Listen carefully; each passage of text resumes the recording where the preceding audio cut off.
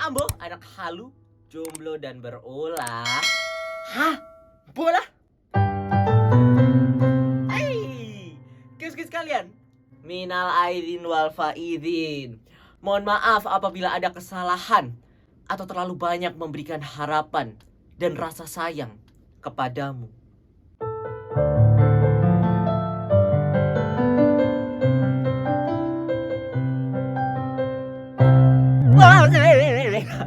Idul Fitri, hari di mana kita merayakan kemenangan setelah berhasil melaksanakan puasa selama 1 bulan full. Ayo lo, jujur li, puasanya bolong atau full kalian?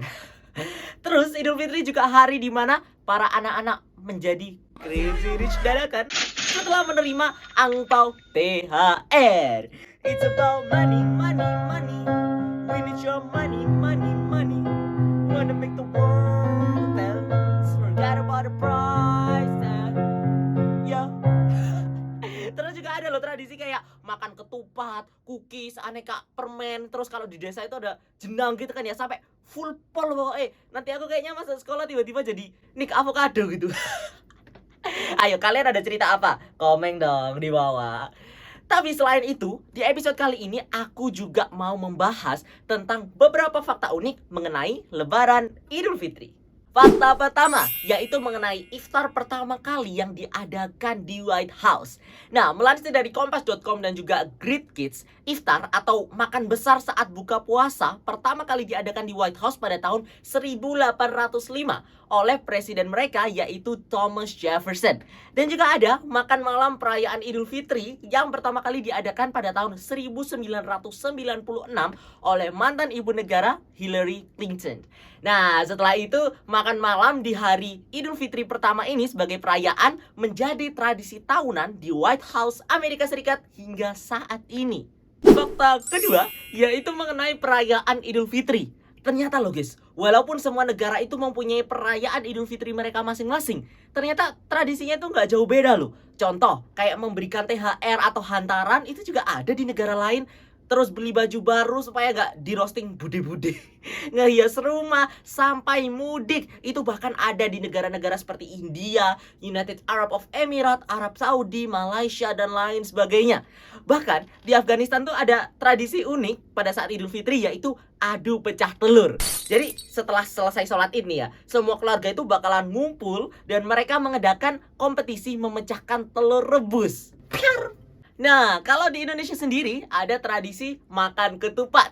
Seperti yang dijelaskan juga dalam Journal of Ethic Foods edisi 2018, ternyata ya, ketupat itu pertama kali diperkenalkan oleh Sunan Kalijaga pada sekitar 15-16 Masehi dengan membaurkan filosofi kejawen dan juga nilai-nilai Islam yang dimaksudkan agar ajaran-ajaran Islam itu mudah diterima oleh masyarakat Jawa zaman dulu. Karena kan nama ketupat sendiri itu dari bahasa Jawa, ngaku lepat, yang artinya mengakui kesalahan. Makanya ketupat tuh biasanya disajikan pada saat lagi sungkem-sungkeman gitu kan ya, maaf-maafan.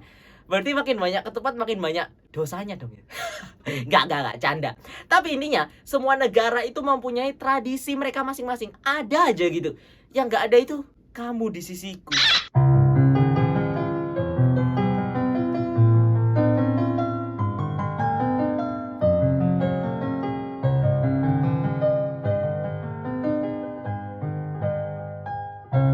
Apa sih? Fakta ketiga yaitu mengenai waktu pelaksanaan sholat Id yang ternyata itu berbeda-beda di berbagai belahan dunia. Contohnya, di negara-negara Timur Tengah, sholat Id itu dilaksanakan berdekatan dengan sholat subuh. Jadi istilahnya kayak habis sholat subuh langsung sholat Id gitu. Setelah itu, kalau di negara Inggris, sholat Id dilaksanakan pada pukul 7 pagi. Dan di Tokyo, sholat Id itu dilaksanakan dengan 3 gelombang dengan selisih sekitar 30-45 menit per gelombang. Jadi gelombang pertama jam 7 pagi, setelah itu jam 7.45, setelah itu jam 8.30. Berbeda-beda kan?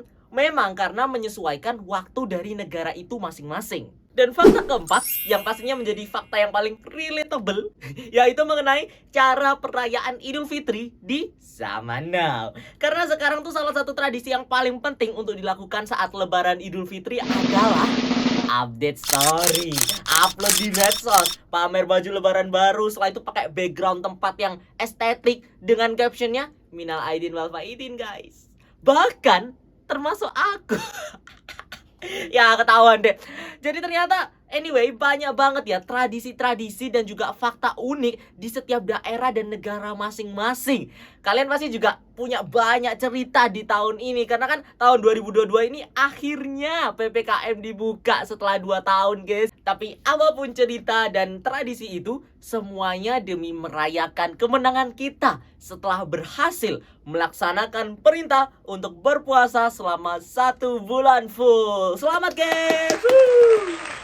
Jadi gitu guys kalian, makan ketupat pakai koya. See you guys kalian di episode berikutnya.